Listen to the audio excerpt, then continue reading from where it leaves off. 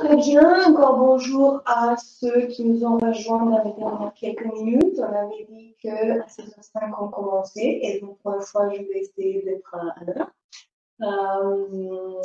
Aujourd'hui nous allons parler bien évidemment de Zendesk et comment cet outil peut vous aider pour avoir un service client plus efficient.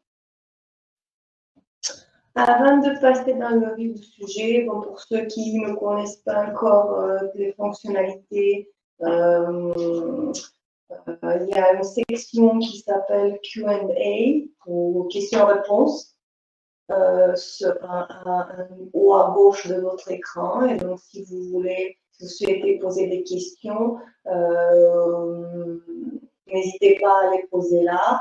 On va avoir une session questions-réponses durant le webinaire, mais on va essayer aussi d'en traiter au fur et à mesure avec l'aide de ma collègue Morgane.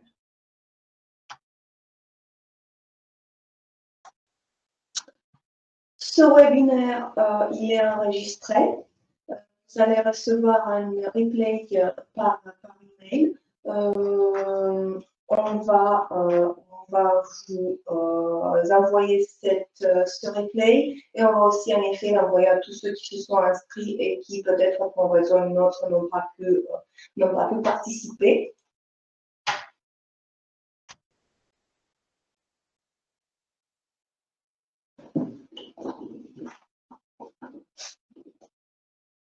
Zendesk, c'est un outil que nous aimons bien chez Mobix et qui fait partie de la suite d'applications de Zoo.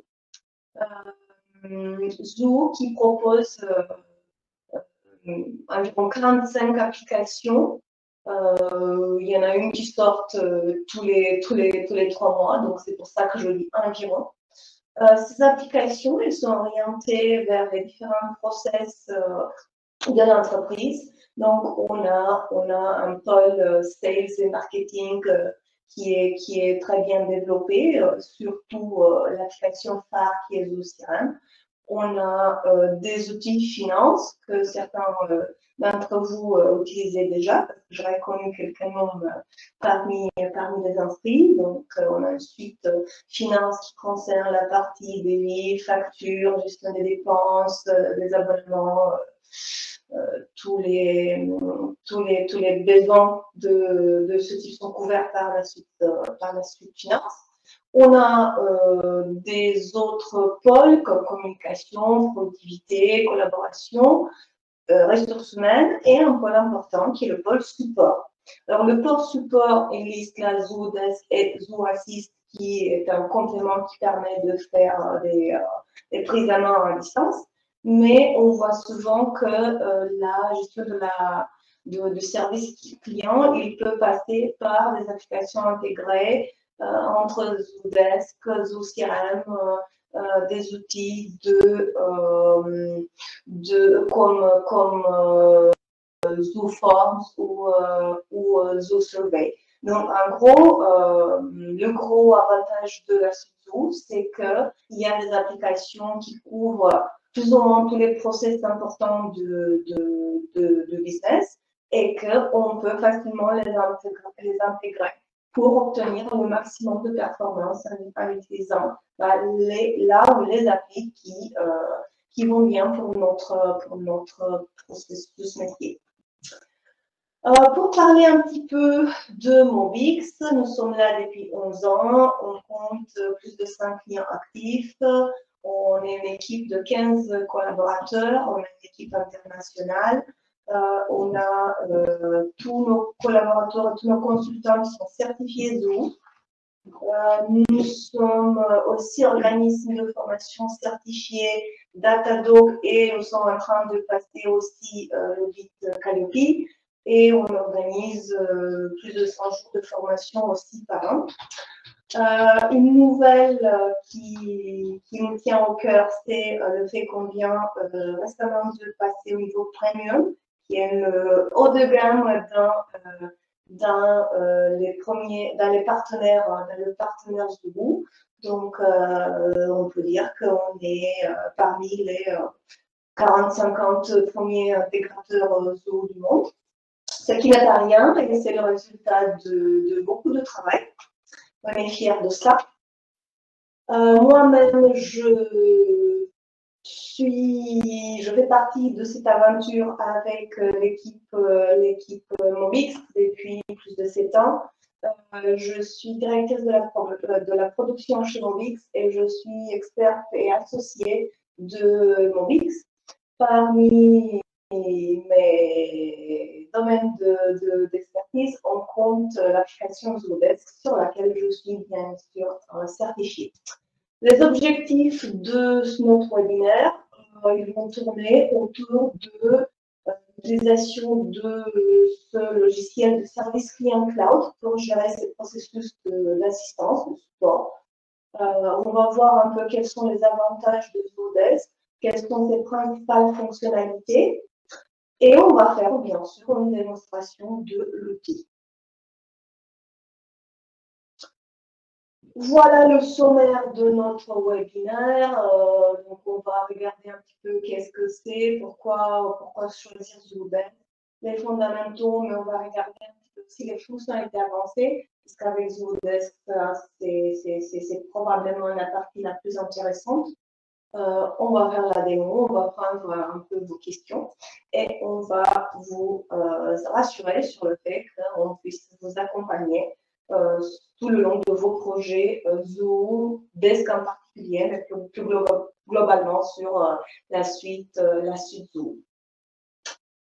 Bon, donc du coup, qu'est-ce que c'est ce Zodesk?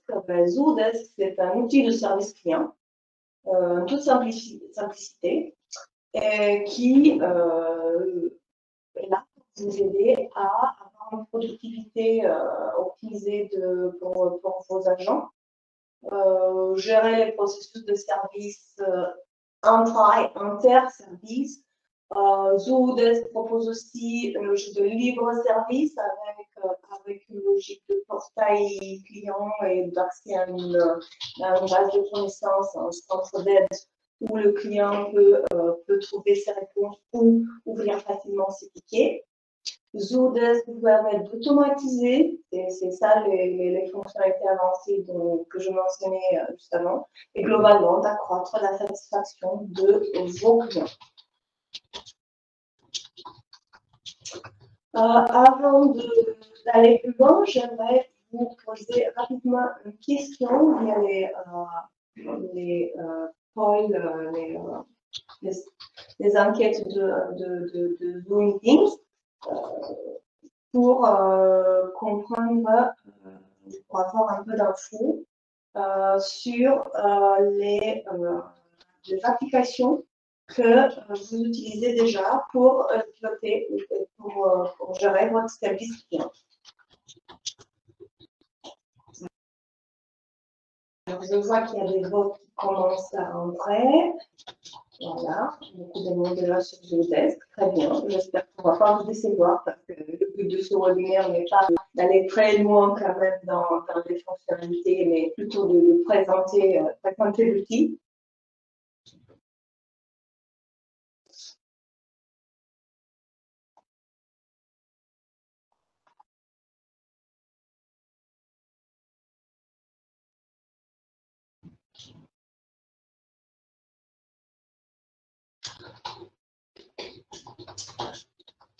Alors, je vois que sur les personnes qui ont répondu, on a 6 personnes qui utilisent déjà Zodesk. Bravo.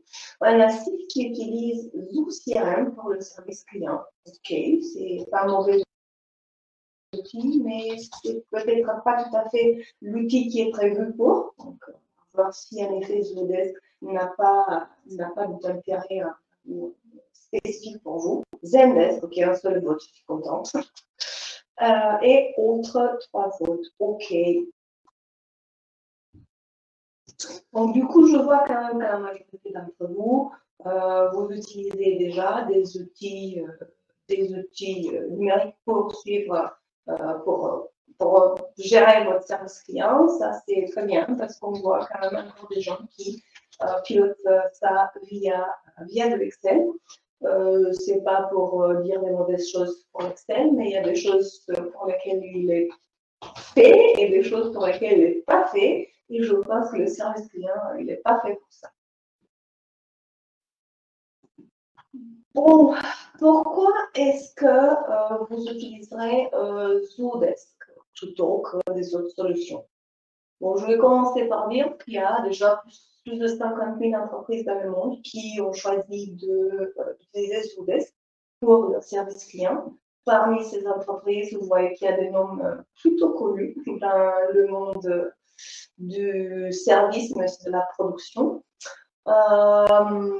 Pourquoi utiliser Zodesk plutôt que des autres applications? Ça dépend avec quoi on compare. Si on compare avec l'application la plus connue sur le marché, qui a été mentionnée dans le petit sondage qu'on vient de faire là, ben, là, on a un grand avantage au niveau du prix.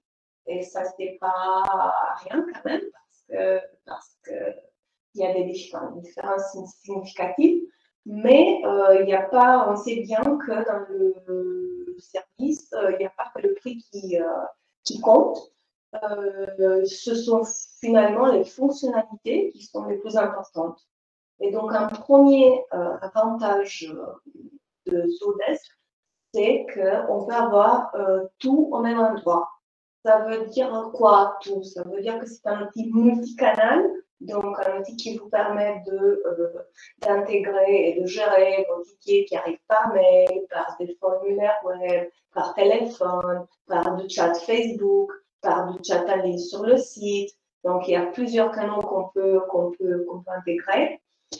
Il y a une logique de multiservice et multimarque, dans le sens où donc, on peut séparer un peu les services de l'entreprise couverts par l'assistance. Par exemple, on peut séparer entre support après-vente et avant-vente, mais on peut aussi avoir une logique multimarque. Donc, si votre entreprise ou votre groupe gère plusieurs marques, il est tout à fait possible de séparer et de créer des espaces dédiés par marque, y compris des portails clients par marque. Voilà. On peut communiquer, comme on disait, via plusieurs canaux. On peut avoir une communication assez poussée par email. On peut intégrer de la téléphonie en fonction de fournisseurs de téléphonie que vous avez peut-être déjà choisi. Ça peut être une intégration plus simple ou plus complexe, mais la téléphonie s'intègre très bien en tant que canal Zodesk, et aussi les réseaux sociaux, surtout chez beaucoup de nos clients, le chat Messenger, Facebook Messenger, il est super bien intégré avec Zodesk. Un autre avantage important, une autre série d'avantages de Zodesk concerne la productivité des agents. Et l'outil, même si, il faut avouer, il n'y a pas une interface super moderne, mais c'est une interface qui permet d'avoir plusieurs types de vues. Pour ceux qui sont habitués, comme moi, de travailler en mode tableur, on peut avoir ce choix. Pour ceux qui sont habitués à travailler plutôt dans une logique Kanban ou autre, il y a cette option aussi. On a des options, des fonctionnalités préparamétrées ou fonctions système qui permettent assez facilement d'avoir une logique claire, un suivi clair de ce qui est en cours, ce qui est ouvert, ce qui est en attente. On peut avoir des modèles d'email, des réponses qui sont préparamétrées que les agents peuvent facilement utilisées et qui peuvent être aussi adaptées au moment avant de les envoyer aux clients. On a la possibilité d'organiser l'activité autour des équipes avec des logiques aussi de plusieurs niveaux de droit et d'accès intra et inter-équipe. Donc, vous pourriez très bien avoir des équipes produits, où vous pourriez avoir des équipes vente, marketing, facturation, avec des responsables, des superviseurs à chaque niveau. Un avantage qu'il ne faut pas oublier, c'est la mobilité. Il y a un appli mobile qui est plutôt pas mal. Alors, ça dépend aussi de comment vous avez l'habitude de travailler. Moi, je trouve que l'appli mobile, elle est très bien pour les superviseurs, par exemple, ou pour les admins, pour pouvoir un peu piloter l'activité, même un petit peu, comme on fait nous, un petit peu à dehors de sur notre travail. Je ne sais pas si pour les agents, ça va être très utilisé. Ça dépend des process et des habitudes de chacun. On a des très bonnes intégrations avec les autres outils, Zoom, mais aussi avec des autres applications. Et globalement, on peut avoir un traitement des tickets qui est plus efficace. On peut avoir aussi des petits compléments ou des extensions qui vous permettent d'aller un peu plus loin. Par exemple, une intégration ou une extension très populaire, c'est une extension qui permet d'avoir une logique de relier des tickets entre eux avec une logique de tickets parents et tickets qui sont secondaires, tickets fils, et avec une possibilité de passer rapidement et facilement d'un ticket à l'autre. Quels sont les fondamentaux de Zendesk? Il y a évidemment traiter les tickets d'assistance, ça c'est une fonctionnalité quand même fondamentale et la plus importante. Il y a un flux de travail qui est assez bien monté, qui permet de faire interagir facilement le client et l'agent en fonction des besoins. Le client, il va envoyer donc une demande d'une personne par mail, par chat, par téléphone, par messenger, par pigeon voyageur, par plusieurs modalités qu'il puisse utiliser. Tout de suite, la demande que le client envoie, elle est convertie en ce qu'on appelle un ticket. Le ticket, il est ensuite attribué à un agent ou à une équipe. Je vais vous montrer comment ça se passe. L'agent, il traite le ticket. Tout au long du traitement du ticket, il peut échanger avec le client sur le même canal qui a été utilisé pour le ticket, mais aussi via des autres canaux. Par exemple, si le ticket a été ouvert par Messenger, il peut directement échanger. En restant sur l'interface Zendesk, il peut directement interagir et faire le chat avec le client qui est en ligne. Mais aussi, si on a ouvert un ticket, par exemple, par téléphone, il n'y a rien qui empêche qu'on rajoute une adresse mail et que derrière, on échange via un autre canal ou dans notre sens, on a un ticket qui était reçu par formulaire web, on a un numéro de téléphone, on peut tout de suite appeler si on a une téléphonie intégrée. Et donc, tout ça reste au même endroit et centralisé autour du ticket. Bon, une fois que le ticket a été traité par l'agent, il peut être fermé quand la demande est résolue. Même après fermeture du ticket, le client il peut quand même rouvrir le même ticket s'il considère que le ticket n'est pas tout à fait fini, ou comme ça arrive souvent chez nous, on nous répond pour dire merci pour la réponse apportée. Et donc voilà, on va se retrouver avec un ticket qu'il faut fermer une deuxième fois. Ça, c'est la base de la base. Bien évidemment, quand on traite le traitement, on peut avoir beaucoup plus de fonctionnalités pour demander l'opinion de quelqu'un d'autre, pour demander l'approbation d'un superviseur, pour changer Donc, réattribuer le ticket à un autre agent dans notre équipe. Donc, il y a plein de fonctionnalités qui tournent autour de ça. Comment est-ce qu'on fait pour traiter les tickets? On va être dans l'interface de Zodesk. On va la regarder juste après dans la démo. Je voulais juste dire quelques mots sur la façon dont l'interface est organisée. Donc, on va avoir un écran central pour tous les types de tickets avec la même présentation où on va suivre la conversation et les échanges avec les clients. Et après, on va avoir un menu à gauche qui va nous permettre de voir les informations les plus importantes qui concernent le ticket, mais aussi des informations rapidement qui concernent, on va accéder rapidement à des informations qui concernent le comptable, le compte, la société. Et après, bon, on peut rajouter des choses à cette interface avec notamment les extensions que j'avais mentionnées.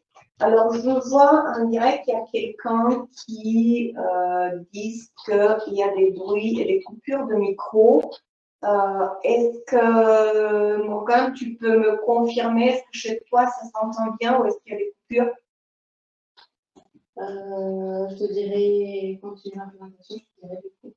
Ok, très bien. Bon, merci Thibaut pour nous confirmer que de votre côté, c'est aussi bien.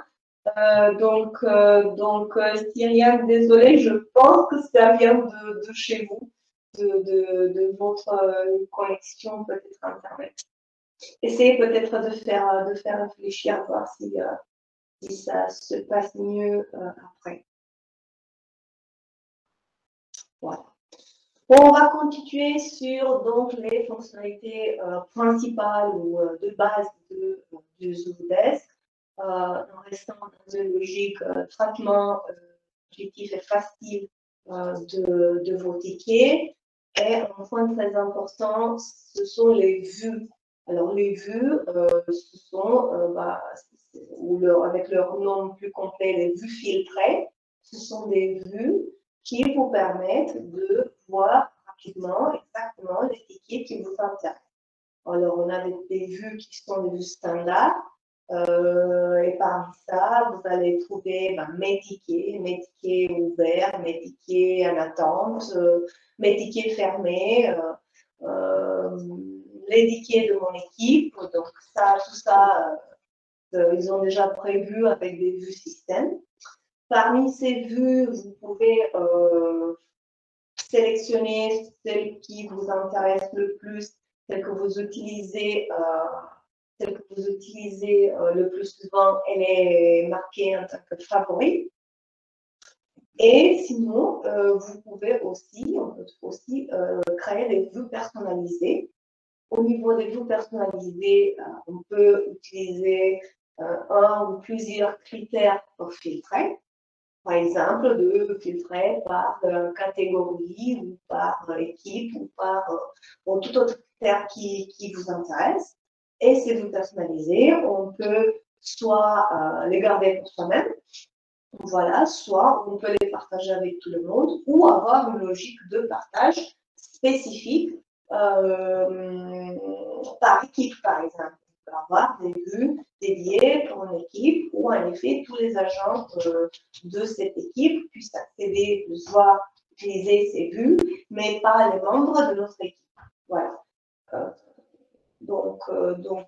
Même si ça paraît basique, on trouve que la fonctionnalité des vues reste l'une des fonctionnalités importantes dans Zodesk comme dans ZooCRM, par exemple. On considère qu'un utilisateur ou un superviseur qui ne sait pas utiliser, créer des vues, ne sait pas utiliser l'outil. Voilà. Une autre fonctionnalité importante qu'on a le mode natif, le mode système, ce sont les rapports et les dashboards. Alors ici, on est sur une page dashboard qui nous présente ce qu'on appelle le headquarters, le quartier général, qui nous présente les statistiques les plus importantes autour de l'activité des agents, autour des tickets entrant, des échanges, des emails entrants, emails sortants, autour des tickets où il y a beaucoup d'échanges. Si vous voyez ici, montre les tickets qui ont un nombre important d'échanges. En fonction du canal, parce que bien évidemment, sur un chat, on va avoir beaucoup d'échanges. Donc, mais en fonction du canal, ça peut être un critère très important pour identifier rapidement un ticket sur lequel il y a peut-être besoin de faire une escalade. De notre expérience, on sait que le plus d'échanges qu'on a sur un ticket, le plus vite il faudrait faire passer ça à quelqu'un qui a une expertise peut-être plus pointue sur le sujet du ticket. Soudest qu'il intègre aussi une logique de satisfaction client qui peut être pilotée directement via l'appli. Après, on a plein de rapports qui sont natifs. On va le voir plutôt, on va faire une revue de ces rapports plutôt durant la démo. Et on peut bien évidemment aussi créer des rapports custom. Et encore pour aller encore plus loin, si vous avez une intégration avec Zoho Analytics, vous pouvez avoir des super dashboards, des super rapports pour analyser toutes les informations, toutes les statistiques qui sont importantes pour votre activité. On va passer un petit peu aux fonctionnalités plus avancées. Quand on parle de fonctionnalités avancées, on pense aux fonctionnalités qui nous permettent d'avoir des interfaces personnalisées en fonction des processus peut-être différents de travail. Là, je pense aux mises en page, au layout. Et donc, du coup, on peut avoir des présentations de tickets qui sont très différentes en fonction d'une certaine typologie de tickets. On peut avoir toute une logique d'affichage dynamique où, en effet, en fonction, encore une fois, du type de ticket ou de classification ou autre chose, on peut afficher les champs qui sont nécessaires pour traiter ce type de ticket. On peut aussi forcer des champs comme obligatoires pour un certain type de ticket, pendant que le même champ, pour un autre type de ticket ou pour un autre sujet, il peut être complètement irrélevant et donc on ne veut même pas l'avoir. Un autre point qu'on avait déjà un peu mentionné, c'est la logique de centre d'assistance multimarque. Donc, en gros, on peut avoir des portails clients. Je vais vous montrer un petit peu ce que ça donne, le fameux portail client. On peut paramétrer des statuts spécifiques pour nos tickets, pour suivre vraiment votre process. Par exemple, un processus de base serait un nouveau ticket ouvert ou en cours à l'attente et fermé, mais on peut avoir en effet des statuts personnalisés pour pouvoir suivre votre process pour votre type de demande. Et on peut derrière avoir des process et des statuts qui ne sont pas les mêmes pour toutes les typologies de tickets.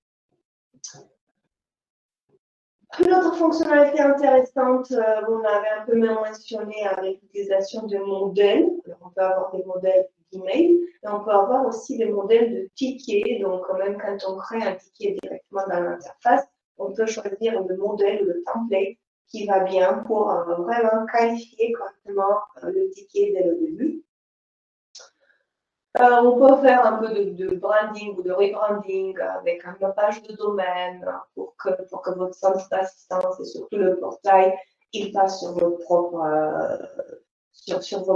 domaines web, pour que vous envoyiez des emails en utilisant vos propres adresses mail, pour que les clients vous écrivent sur vos propres adresses mail, donc sans avoir à utiliser des adresses système native @zoodesk. voilà, que les clients vont jamais peut-être pouvoir suivre et avoir sous la main.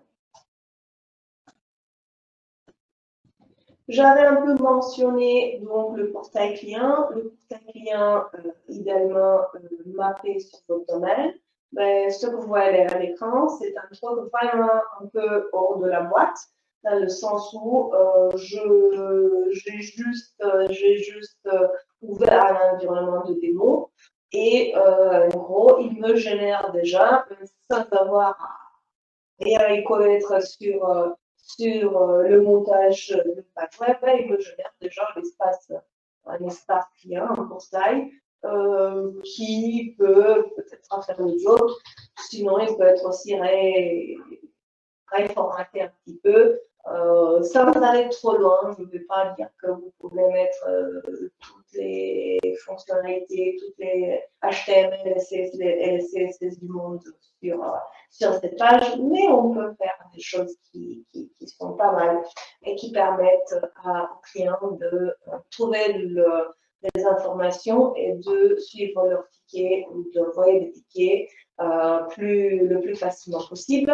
Vous voyez ici dans le coin en bas à droite aussi l'option de chat qui peut être intégrée directement sur le portail, mais qui peut aussi être intégrée sur votre site web pour donner la possibilité à vos clients ou à vos prospects de vous contacter directement si vous êtes en ligne, ou sinon cette option, s'il n'y a personne, s'il n'y a aucun agent qui est en ligne pour prendre la demande tout de suite, cette option elle permet aussi d'envoyer, de créer automatiquement un ticket qui pourra être repris par un charge d'un agent le lendemain, par exemple, si quelqu'un nous a essayé de nous écrire à minuit, vous n'allez peut-être pas répondre en live, mais le lendemain, si toutes les fonctionnalités sont bien configurées, votre agent il pourra retrouver ça dans son interface desk et prendre en main l'échange et le ticket du client. On arrive là sur la partie que j'avais mentionnée dès le début, les automatisations qu'on puisse déployer dans Zendesk. Et là, on pourrait parler pendant 2 jours, mais on va essayer d'aller quand même assez vite parce qu'on veut aussi faire une petite démo derrière. On a bien évidemment des automatisations qu'on appelle les fondamentaux. On peut avoir des attributions automatiques, on peut avoir des notifications. Le plus basique, c'est en gros, quand on a reçu un ticket, il y a un email automatique, par exemple, qui part et qui dit au client, nous avons bien reçu votre ticket, on le traite dans le meilleur délai. On peut avoir des logiques d'attribution automatique des tickets aux agents, donc soit en fonction de critères. On se dit, ben, si, je ne sais pas, le sujet contient un certain mot-clé, alors c'est plutôt attribué à l'équipe de vente ou à l'agent Jean-Michel, ou on peut déployer une attribution en mode round robin. Vous avez des agents qui ont le même niveau, disons, de compétences sur les différents types de sujets. Ça peut aussi assurer une distribution automatique et équilibrer les tickets. On a des mises à jour de champs qui permettent de qualifier automatiquement les tickets en fonction des autres valeurs de champ. On a plein de choses qu'on peut automatiser. Par contre, ce que je dis à chaque fois quand je parle de toutes les applications qui permettent d'automatiser, c'est que c'est important, avant d'automatiser, de se poser des questions. Quand est-ce que j'automatise? Qu'est-ce que j'automatise? Et est-ce que je suis prêt à automatiser? Qu'est-ce que je veux dire avec ça? Quand est-ce que j'automatise?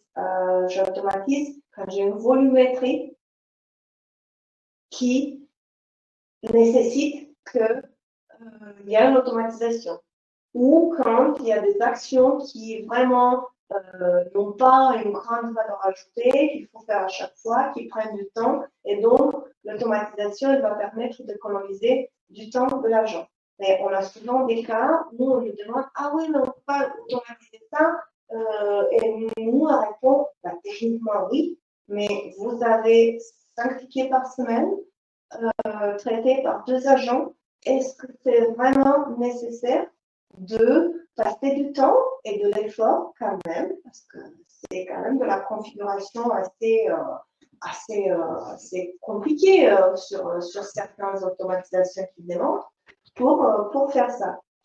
Et une question très importante, c'est si je ferais automatiser, qu'est-ce que je veux dire par là? Est-ce que les process sont assez connus? Est-ce qu'ils sont assez établis? Ou est-ce qu'en effet, une fois sur trois, c'est complètement en dehors du process et qu'en gros, on traite chaque ticket, il est vraiment différent et qu'on ne peut pas le mettre dans une règle. L'automatisation, c'est très bien quand on a des règles claires qu'on peut mettre avant et pour dire, voilà, si ça arrive, alors il y a ça qui doit se passer. Ceci dit, je vais vous parler rapidement des automatisations qu'on peut quand même monter dans Zodesk. Il y a toute une logique de SLA, on a une logique de supervision, donc on peut mettre en place des règles de durée de traitement, de priorité, avec des logiques de notification ou d'escalade automatique dans certains cas. On peut mettre en place des workflows avec soit des mises à jour de champs, des tâches, mais aussi avec des fonctions personnalisées qui peuvent rajouter du code afin d'aller vraiment plus loin que ce que le système fait nativement. Une automatisation très intéressante, c'est lié au blueprint. Alors, le blueprint, qu'est-ce que c'est? Le blueprint, c'est une visualisation déjà de votre process avec une logique de qu'est-ce qu'il se passe ou qu'est-ce qu'il doit se passer si je veux passer d'un ticket ouvert jusqu'au point où j'ai un ticket fermé. Et à chaque fois, on a ce qu'on appelle des transitions où on doit peut-être remplir certaines conditions pour pouvoir aller plus loin. Par exemple, chez nous, on a une première étape de qualification. Si on n'a pas rempli les bons champs, on ne peut pas lancer le vrai traitement du ticket. On a des logiques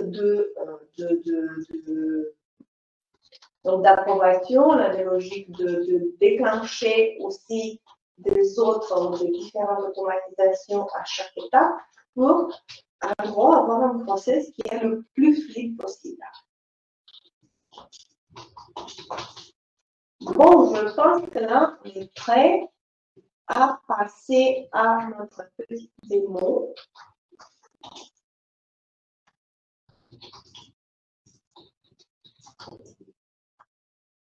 Donc là, je suis dans une interface Zodesk qui était ouverte très récemment. C'est pour ça que bon, les graphiques et ne vont pas nous montrer grand-chose parce qu'il n'y a pas beaucoup de trafic sur ce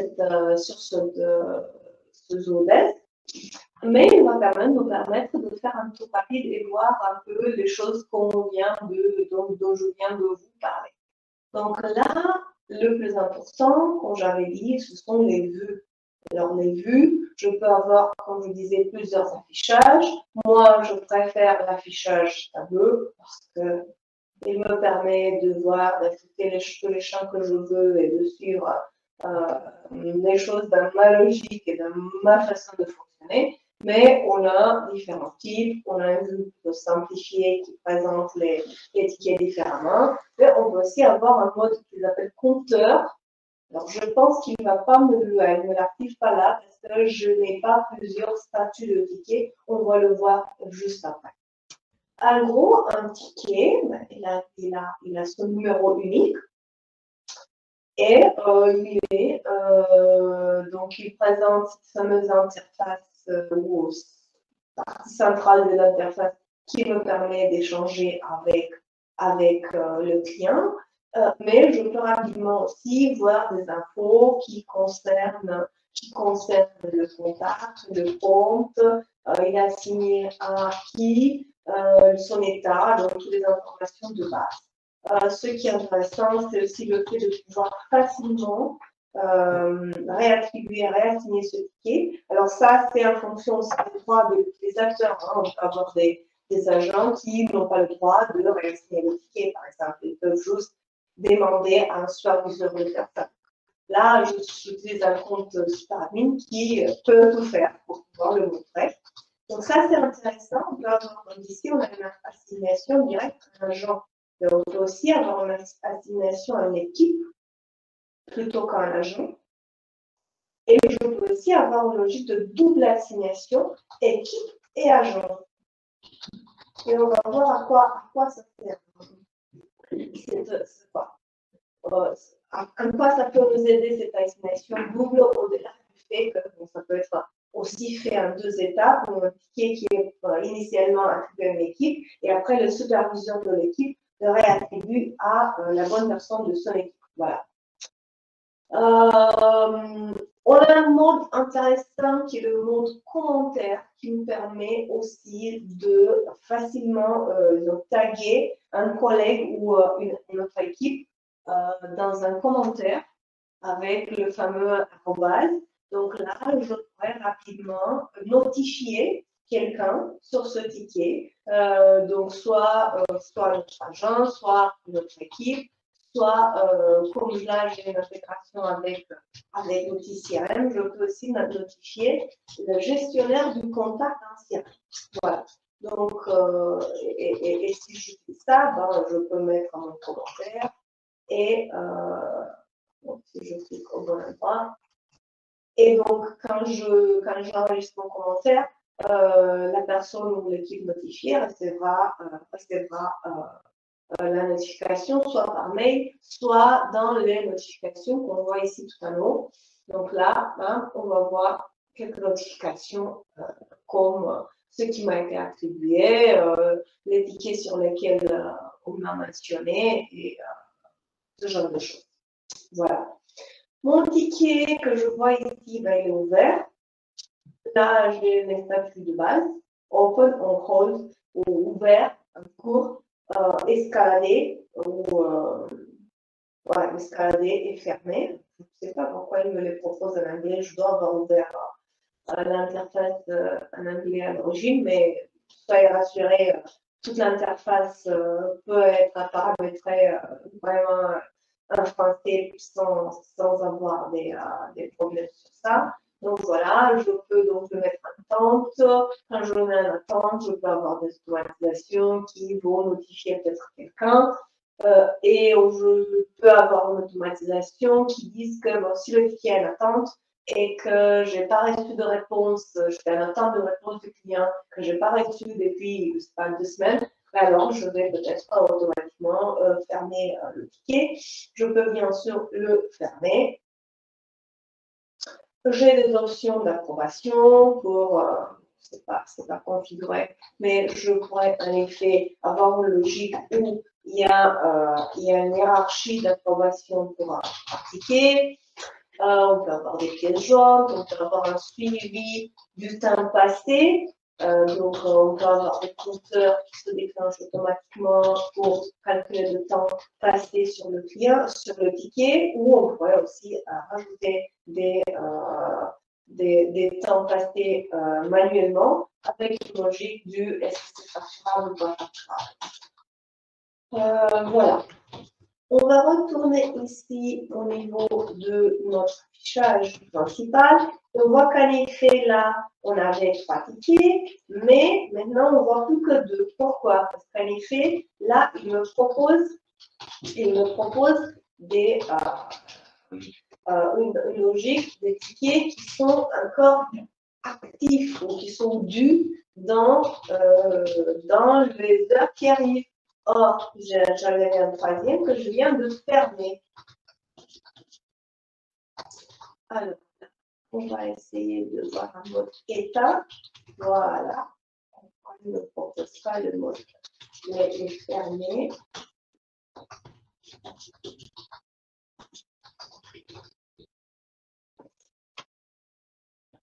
Bon, par contre, je peux aussi avoir une logique où je vois vraiment tout et je peux aussi filtrer par étape.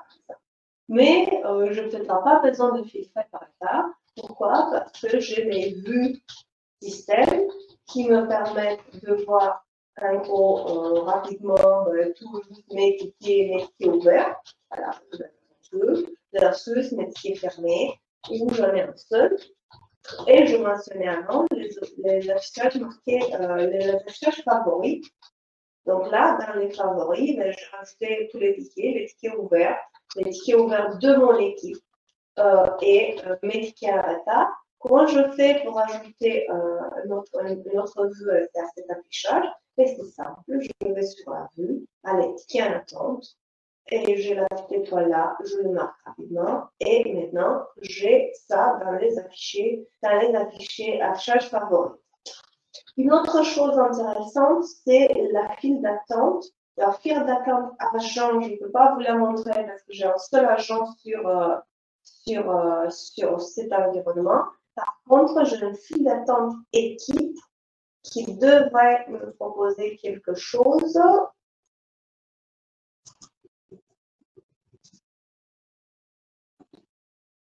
Non, parce qu'en effet, mon ticket il est fermé. Donc, je vais faire rapidement une attribution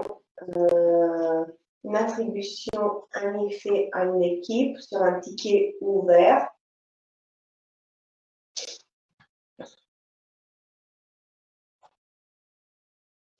Et là, on va faire, comme on a vu, une attribution double équipe et agent.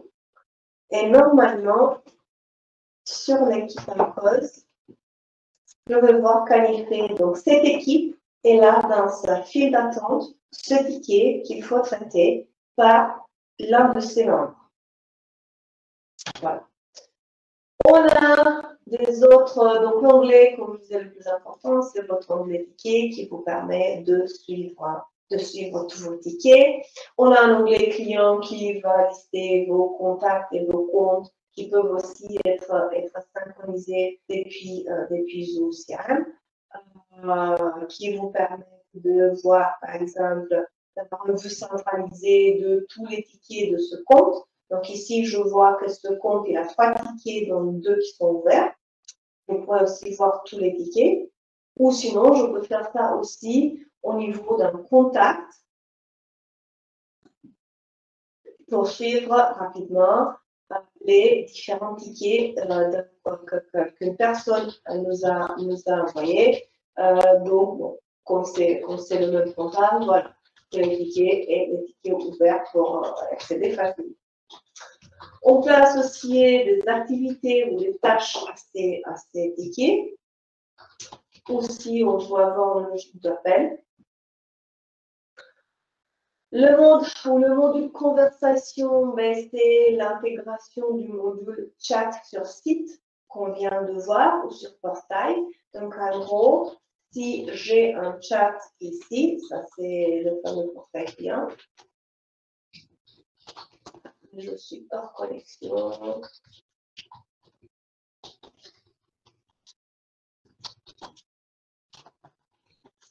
Je vais essayer de voir si ça déclenche quelque chose. Vous voyez qu'il y a un peu d'intelligence derrière. Donc, comme on n'était pas en ligne, j'ai une réponse automatique à comment vous souhaitez être contacté. Ça peut se personnaliser. Je dis par mail. Et donc, où pouvons-nous vous envoyer un mail? Je vais mettre ici en adresse mail. Et donc, du coup, on va voir ce que ça va donner. Donc, normalement, quand on était en offline, ça va normalement de créer un ticket.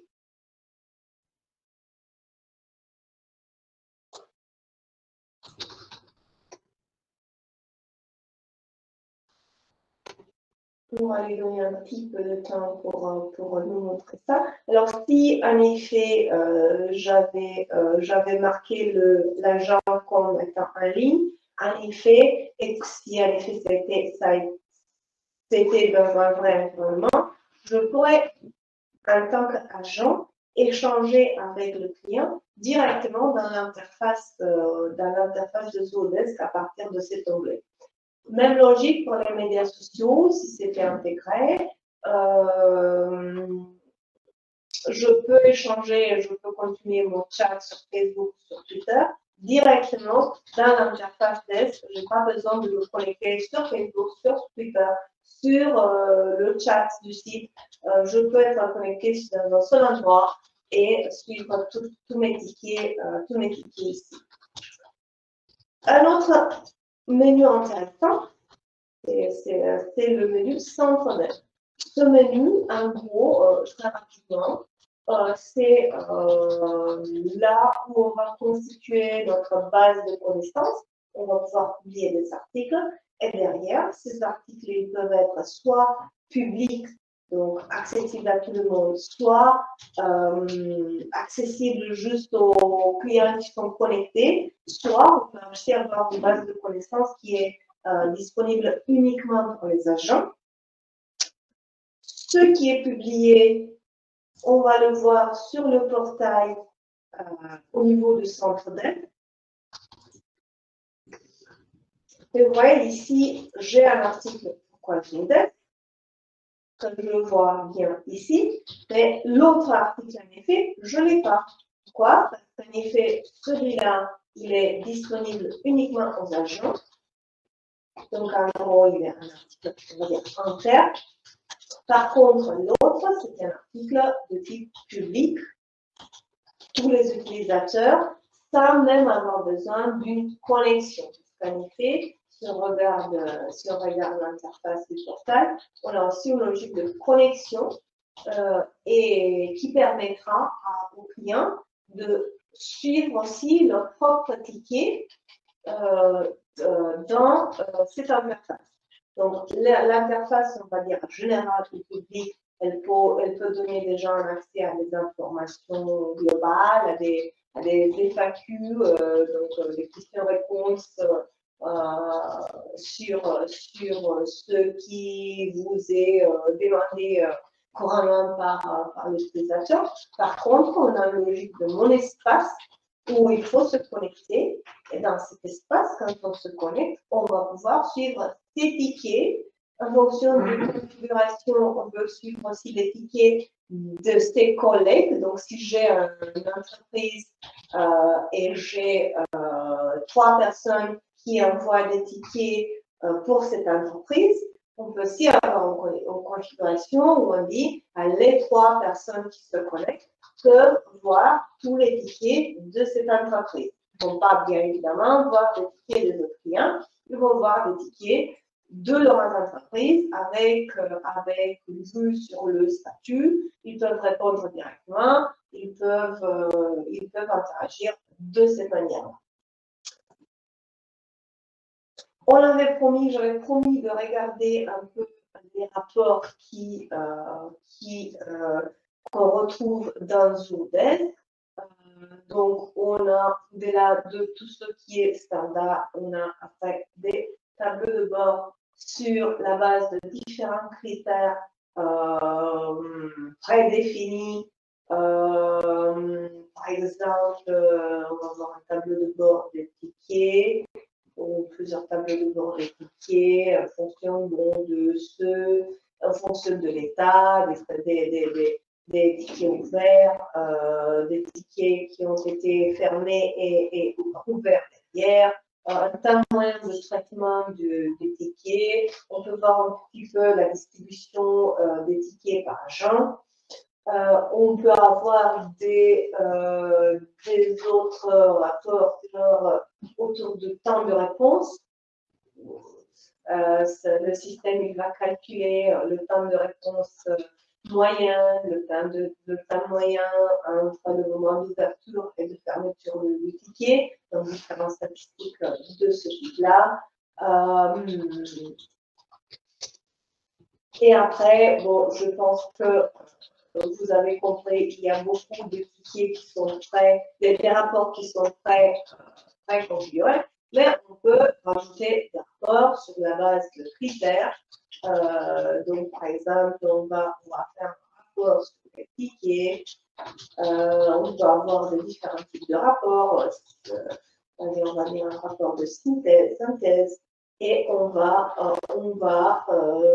construire notre rapport personnalisé en fonction de ce qu'on veut voir dans le rapport, le canal, l'email, donc toutes les informations qu'on souhaite afficher dans notre rapport. On peut avoir une logique de groupage à 3 niveaux, donc pour grouper en effet dans le rapport les tickets qu'on affiche. On peut avoir aussi une logique de photo, donc sur la base des informations qui existent dans le ticket, on peut avoir des calculs de somme ou de moyenne, ou valeur la plus basse, la plus élevée. Et on peut bien évidemment rajouter des critères pour affiner encore notre rapport. Voilà. Et sinon, on va voir, on a une logique de rapport analyse avancée qui, dans mon cas, parce que je suis intégrée avec Zoo Analytics, ben là, il va me présenter plein d'autres dashboards qui sont prêts, configurés. Donc, tout ça, ça vient avec l'outil, sous condition que vous ayez les deux qui sont intégrés. Et sinon, on peut aller beaucoup plus loin pour avoir exactement les informations, les statistiques dont vous avez besoin. Je vois l'heure qui est assez avancée. Je vais vouloir faire une vue rapide pour la partie configuration. Alors, la partie configuration, elle est groupée un peu par le type d'action qu'on souhaite faire. Donc, il y a une première catégorie qui concerne les canaux, les différents canaux qu'on peut mettre en place. On a des paramétrages au niveau global de l'entreprise et après derrière la séparation par service et par marque. La personnalisation qui concerne vraiment le ticket et la façon d'afficher le ticket et les affichages dynamiques dont on parlait, les différents modèles qu'on peut avoir autour du ticket. Et ensuite, on a la partie automatisation. Alors, ce qui est important à retenir, parce que nous, il nous a fallu un peu de temps pour avoir cette information précise, les automatisations, vous voyez qu'il y en a plusieurs. Si vous avez des règles d'affectation, des workflows et des règles de supervision, il faut savoir qu'ils vont s'exécuter dans l'ordre d'affichage, de haut en bas. Les règles d'affectation d'abord, et ensuite les notifications, et après les workflows, et après les SLA, et après les règles de supervision, et à la fin, par exemple, les schedulers, il y a des planifications. Voilà, donc l'ordre est de haut en bas et pas uniquement ici, alors entre les différents types d'automatisation, mais si vous avez plusieurs règles, si vous avez 5 règles d'affectation, elles vont aussi s'exécuter dans l'ordre. Donc celle qui est la première, qui est celle qui est le plus haut sur l'écran, va s'exécuter la première, et après, s'il y a une deuxième, elle va s'exécuter après. Voilà. Ça, c'est un petit point best practice qui est intéressant et qui est pas super connu. On a derrière toute une logique d'utilisateurs, donc les différents profils qu'on peut avoir et les différents droits qu'on peut avoir pour les agents, la consolidation des équipes, les autorisations. Certains utilisateurs avec des droits plus élevés, ils peuvent faire certaines actions d'import ou d'export. On peut aussi avoir une logique de usage en masse. On a une section importante qui concerne les intégrations.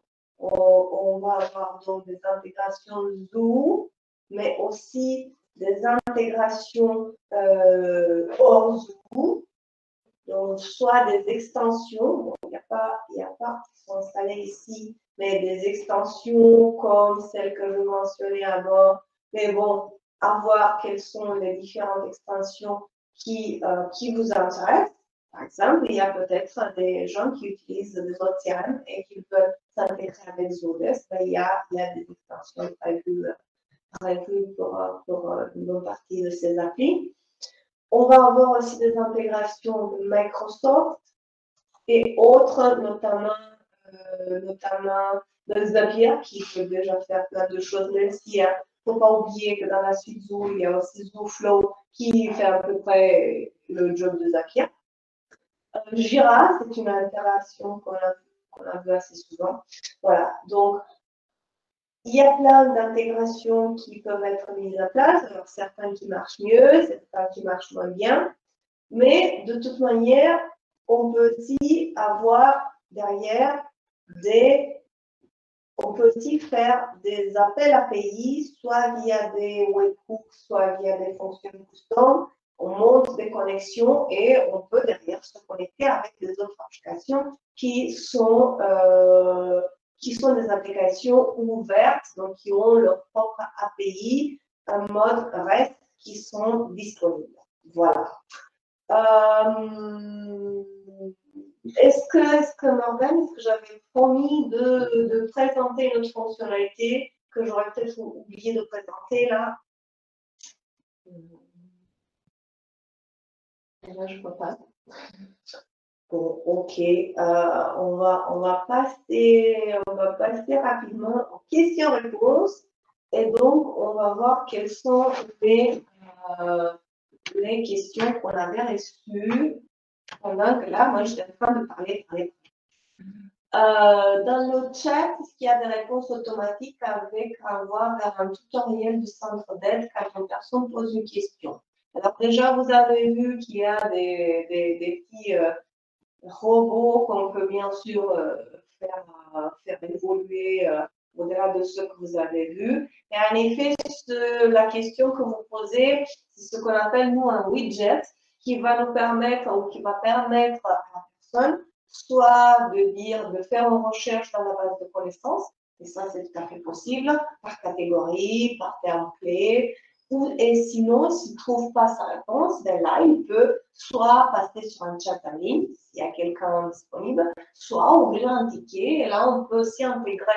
Donc, soit il peut ouvrir un ticket directement via le chat, soit on peut intégrer là un formulaire qui permet de qualifier un peu mieux le ticket avant de le recevoir. J'espère que j'ai répondu à votre question, Léla, avec ça. J'ai une autre question. Donc, nous avons besoin de gérer les appels téléphoniques du support par Zodesk. Nous avons contacté notre assistance pour connaître les applis proposant une API avec vous. On nous a répondu que la gestion des tickets téléphone n'était possible qu'aux USA. Ça, c'est peut-être une question qu'on va prendre pour explorer un petit peu. Nous, on sait qu'il y a plusieurs outils ou fournisseurs de téléphonie qui s'intègrent avec Zodesk. Pas tous, mais il y en a qui s'intègrent. Donc, avoir un petit peu qu'est-ce que ça peut, qu'est-ce qui peut être utilisé. Alors, dans mon cas, je suis sur l'intégration Zoo One, mais c'est sûr que voilà, on a déjà des clients qui utilisent quand même la téléphonie sur Zodesk.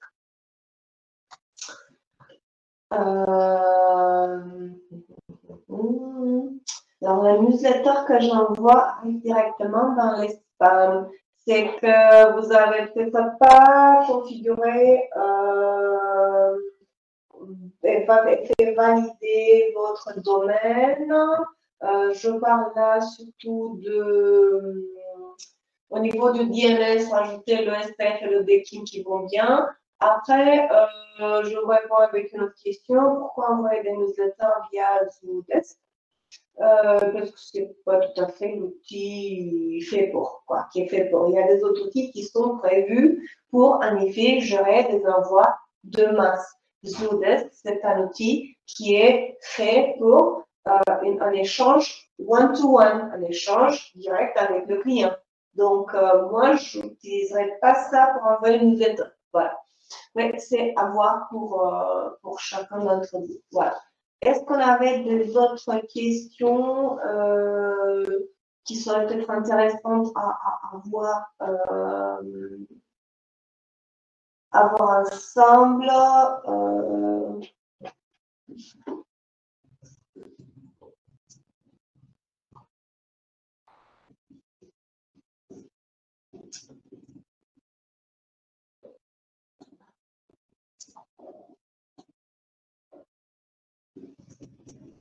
Alors, je ne vois pas vraiment. Alors, vous annoncez 35 modules de formation.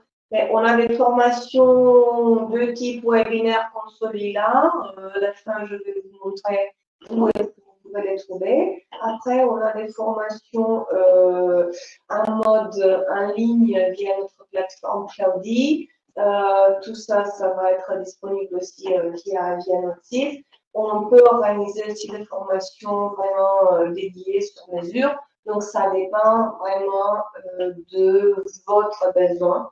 J'ai vu que, voilà, il y avait des questions autour de ce sujet. Est-ce qu'on a des nouvelles questions? Non, j'en ai pas. Je vais vous montrer en effet les ressources que je viens de mentionner et ça vous donne une dernière chance, peut-être aussi, vous avez des autres questions que vous souhaitez poser. Donc là, avant de partir, on va regarder rapidement en conclusion quelles sont les raisons pour choisir Zodesk. C'est un outil intuitif pour votre service client. Il est multicanal, il est multiservice, multimarque. Il vous permet d'avoir une logique de self-service avec le centre d'aide, la base de connaissances et le portail client. Il peut être personnalisé pour répondre à votre besoin de traitement et de qualification des tickets. Et il y a plein d'automatisation qu'on peut monter. Il vous propose des rapports, des tableaux de bord qui sont déjà pas mal faits pour les besoins vraiment d'un service support, disons ça là. Il y a des intégrations entre les applis Zoom, il y a des intégrations avec des autres applications et bien évidemment, vous pouvez bénéficier du support des experts mobiles qui peuvent vous accompagner sur le déploiement et de votre Zodesk, mais pas que. On peut vous accompagner sur l'analyse de vos process, sur le déploiement, bien sûr, sur la formation, parce qu'un outil, le meilleur outil du monde, qui est configuré par le meilleur expert du monde, il ne sert à rien si les utilisateurs ne sont pas correctement formés derrière. Et bien évidemment, on a notre propre pack de support et d'assistance pour lesquels on utilise bien évidemment Zodesk pour traiter les différents besoins d'assistance de nos clients. Vous pouvez trouver sur notre site internet les différents packs d'assistance en fonction de vos besoins, en fonction de combien de questions vous estimez avoir finalement. Donc, on a un premier pack qui contient 240 crédits qui correspond à peu près à 4 heures d'assistance, jusqu'à un pack de 960 crédits qui peut aller jusqu'à 2 jours, donc à 16 heures, en fonction un petit peu aussi du niveau de difficulté de vos besoins. Comme en effet, j'ai vu qu'il y avait des questions autour de ça, donc des autres sujets sujet de webinaire ou de formation. J'en profite pour vous dire qu'on a déjà des autres webinaires qui sont planifiés. Donc, on a un le 8 novembre autour des intégrations avec Google Ads CRM. On a un sujet en décembre sur les bonnes pratiques et surtout la qualité des données dans le CRM. Et en janvier, on va commencer l'année avec Zoo Project, qui est un très bel outil pour la gestion de vos projets, en effet. Vous trouvez aussi sur notre site le replay de tous les webinaires passés. On va aussi monter celui-là. Mais celui-là, vous allez aussi le recevoir. Vous allez aussi recevoir le lien via l'email. On a aussi un webinaire qui est très intéressant, qui est disponible à la demande, donc il est préenregistré sur Zoo Analytics, qui est un super outil, mais qui demande quand même un petit peu de connaissances avant d'y aller, mais qui vous permet vraiment d'aller très loin au niveau de votre BI, de votre Business Intelligence Analysis. Voilà. Toutes nos ressources se trouvent sur notre site mobix.fr/ressources. Vous trouvez là aussi nos packs et vous pouvez nous contacter si vous avez des questions et des remarques. On attend votre feedback pour ce webinaire sur contact@mobix.fr. Voilà, moi j'ai fini. Je vous avais une dernière chance de poser des questions. On va revoir s'il y a de nouvelles questions. Bon, j'en vois pas. Donc, allez, 3, 2, 1, on va arrêter. On n'a pas beaucoup dépassé le temps pour une fois, donc allez, c'est pas très mal. Merci beaucoup à tous ceux qui nous ont suivis. Merci pour votre intérêt. On est là si vous avez besoin de plus d'infos. Et on est bien sûr là pour vous accompagner sur vos projets Zoo Desk ou Zoo plus globalement sur la suite de applications Zoo. Merci. Je le fais.